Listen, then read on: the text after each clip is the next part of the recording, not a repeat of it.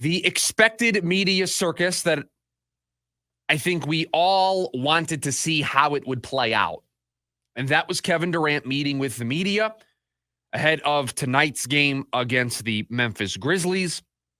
And the first opportunity that the media has had to ask Kevin Durant his thoughts on everything that has transpired over the last 10 days or so, 2 weeks. Could ask him about the Golden State rumors. Could ask him about the reports of a toxic locker room, awkwardness before that Oklahoma City game. All of it. Does he still want to be here? What's on his mind? How is he feeling about the way it was handled? Was he disappointed? All of it on the table. Everybody was waiting to see what Kevin Durant would say. So, what did Kevin Durant have to say? He kept it very, very calm and talked about it's just a business. It's just business, man. It's just part of the business, you know.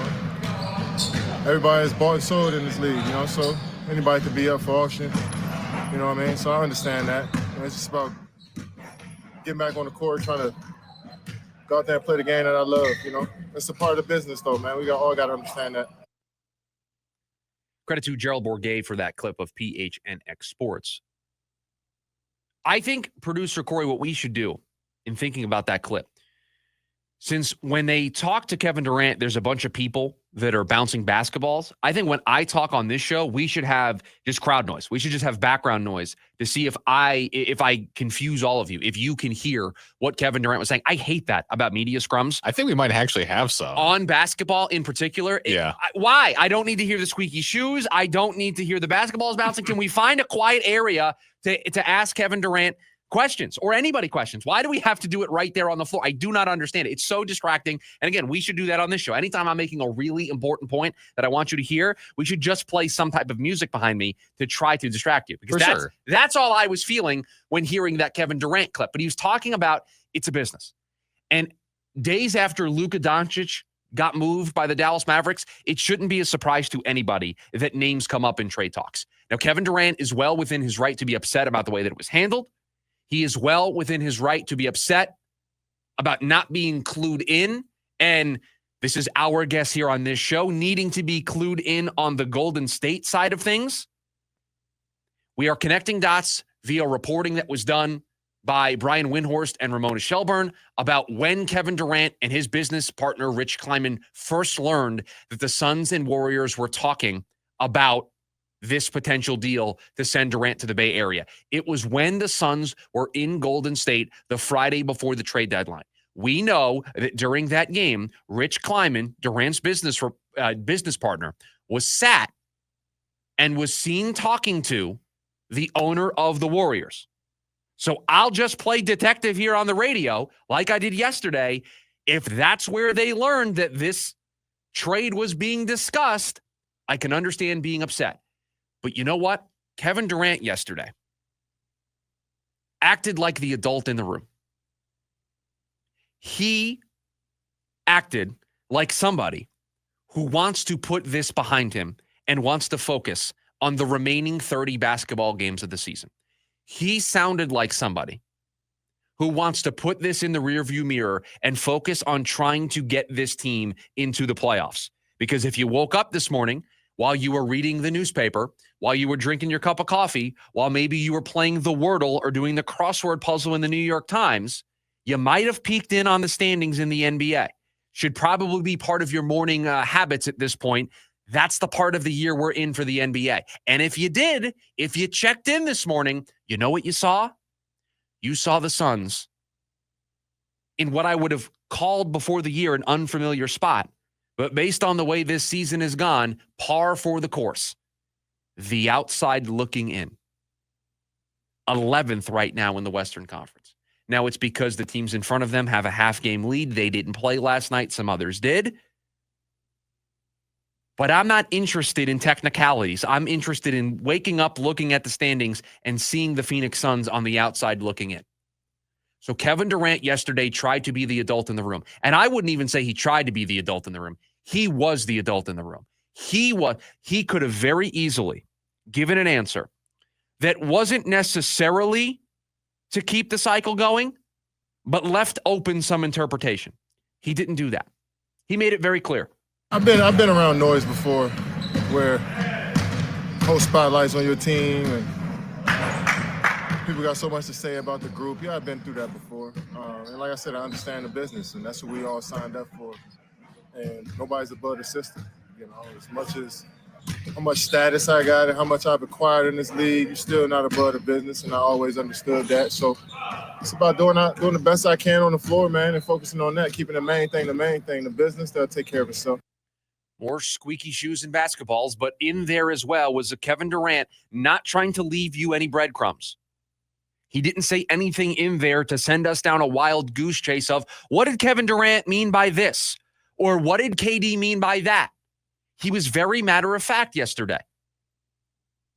You could sense a little bit the hurt that Kevin Durant has. I believe that Kevin Durant wanted and probably still wants to end his career in Phoenix.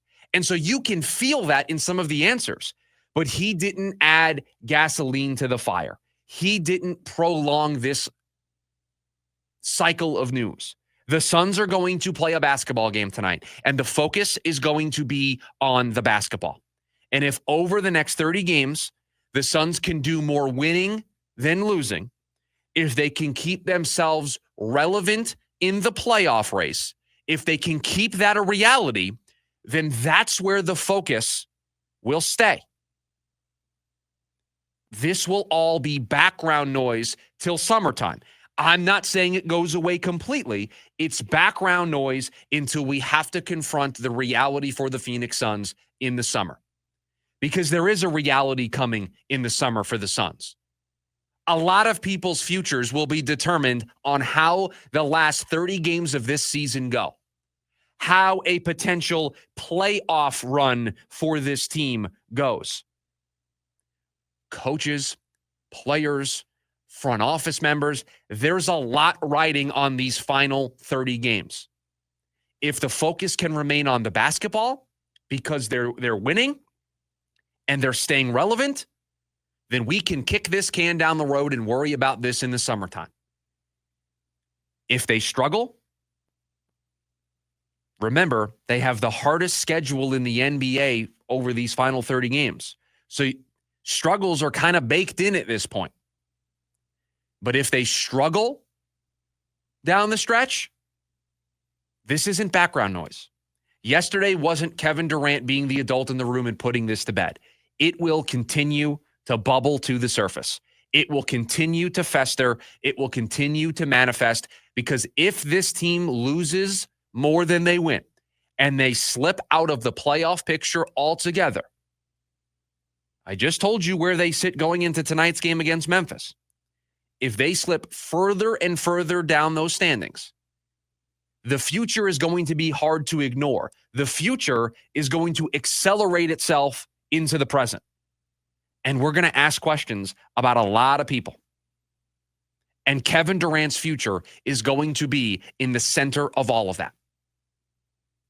So I appreciate Kevin Durant yesterday in saying what he said. He wanted to put the focus back on basketball. He made it clear he's not above anybody. This is the way the NBA is. This is the way the NBA operates. He is going to focus on playing basketball. He is going to focus on going out there tonight because he is back in the lineup for the Suns tonight. We'll get more into that in hour number 2 of the program when they take on a tough Memphis team tonight.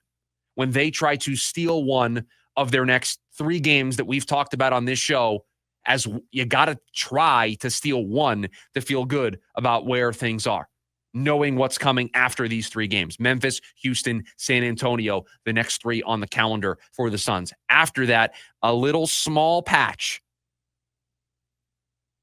of winnable basketball games for this team to maybe make some ground up. But you can't let it spiral out of control starting tonight against Memphis.